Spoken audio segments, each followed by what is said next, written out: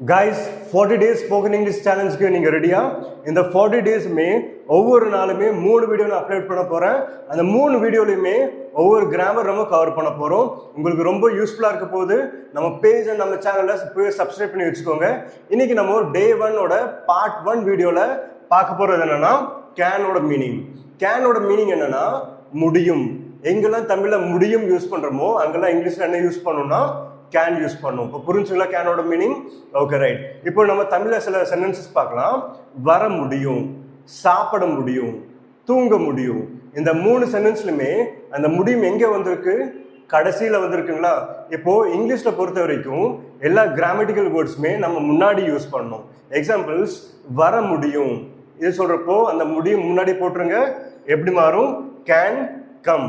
Next one போக முடியும், போனா கோ. அப்ப அந்த கேன் தூக்கி முன்னாடி போட்டுருங்க. Can go. இப்போ நெக்ஸ்ட் ஒன் கொடுக்க முடியும், குடுனா கிவ். அப்போ கேன் தூக்கி முன்னாடி போடுங்க, கிவ் பின்னாடி போடுங்க. Can give. இப்போ உங்களுக்கு புரிஞ்சுங்களா கேனோட மீனிங், அதோட யூசேஜ்? இப்போ நம்ம நெக்ஸ்ட் வீடியோல இதை வச்சு எப்படி சென்டென்ஸா ஃபார்ம் பண்ணலாம்னு பார்த்தரலாம். எக்ஸாம்பிள்ஸ் என்னால் வர முடியும், என்னால் யோசிக்க முடியும், என்னால் தூங்க முடியும், இந்த மாதிரி ப்ராப்பராக சென்டென்ஸ் எப்படி ஃபார்ம் பண்ணலான்ட்டு பார்த்துடலாம்.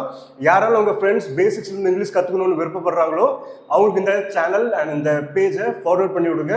அவங்கள இந்த சேனலை ஃபாலோ பண்ண சொல்லுங்கள் கைஸ். Thank you guys.